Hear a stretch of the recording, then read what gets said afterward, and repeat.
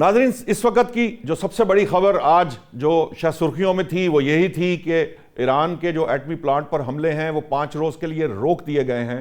लेकिन उसके फ़ौरन बाद जो बहुत बड़ी पेशरफ्त हमारे सामने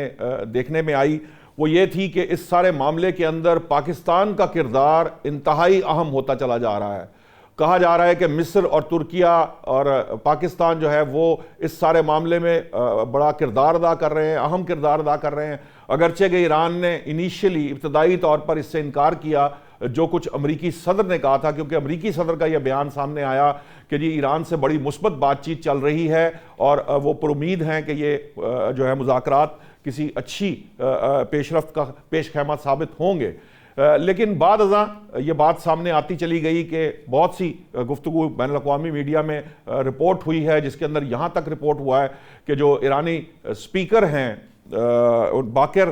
गालिबाफ,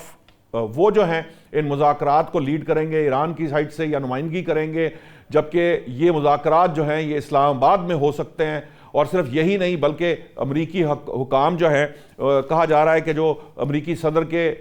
जो दामाद हैं जैरेड कुशनर और अमरीकी नायब सदर जेडी वैंस या सेक्रेटरी डिफेंस जो हैं उनके, वो भी पाकिस्तान आ सकते हैं और ये मामलात जो हैं आगे बढ़ सकते हैं। इस सारे मामले के अंदर ये खबर भी सामने आई कि फील्ड मार्शल की अमरीकी सदर से बात हुई, अमरीका की तरफ से ये राब्ता किया गया और मामलात को बेहतर करने की बात की गई। जो ईरानी सदर हैं उनकी वज़ीर आज़म शहबाज शरीफ साहब से मुलाकात हुई। ये सारी डेवलपमेंट जो है कल रात से अब तक हुई है और इस बहुत सी जगहों पर तो ये भी कहा जा रहा है, बाज़ लोग तो ऐसी इतलात इंटरनेशनली ये भी आ रही हैं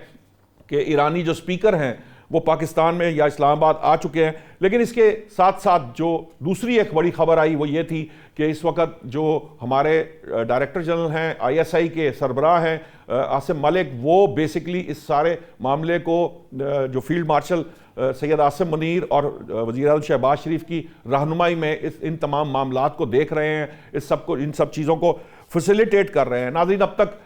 जो 6 शराइत भी ईरान की तरफ से सामने आ चुकी हैं उन पर भी बात करेंगे।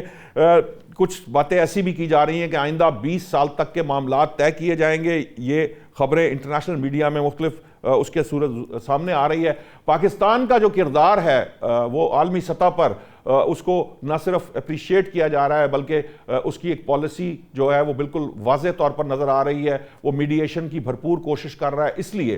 कि एक तो अमरीकी सदर या अमरीका और साथ ही ईरान या ईरान की जो इस वक्त क़यादत है और साथ ही साथ खलीजी रियासतें जो हैं ख़ासतौर पर सऊदी अरब, उनका इस वक्त पाकिस्तान पर एतमाद है। तो पाकिस्तान एक न्यूट्रल मुल्क होने के नाते इस वक्त इंतहाई अहमियत इख्तियार कर गया है। नाज़रीन, जैसे जैसे पाकिस्तान के अंदर इस सारे मामले पे बात हो रही है वैसे वैसे भारत से जो हमारा हमसाया मुल्क है वहाँ पर सफ़े मातम भी बिछी हुई है। वहाँ के लोग जो हैं सोशल मीडिया पर क्रिटिसाइज़ कर रहे हैं अपने प्राइम मिनिस्टर को, अपनी क़यादत को, कि आप जो है वो एक मूवी थी धुरंधर, आप ये बना धुरंधर या इस तरह की मूवी जो है वो बनाने में लगे हुए थे और पाकिस्तान जो था वो एफर्ट्स कर रहा था इस सारे मामले के अंदर और उसकी एफर्ट्स कामयाब होती नज़र आ रही हैं। वो आलमी उफक पर इस वक्त जगमगाता नज़र आ रहा है। नाज़रीन, इस सारे मामले का ये सारा कुछ पाकिस्तान ने कैसे अचीव किया, जो इस लेवल की आलमी पजीराई पाकिस्तान को क्यों मिली, इस पर बात करेंगे और इसका नवाज शरीफ साहब से क्या ताल्लुक है ये आपके लिए ज़रा हैरान कुन होगा। मैं दौरान गुफ्तगू इस पर बात करूँगा, सवालात करूँगा।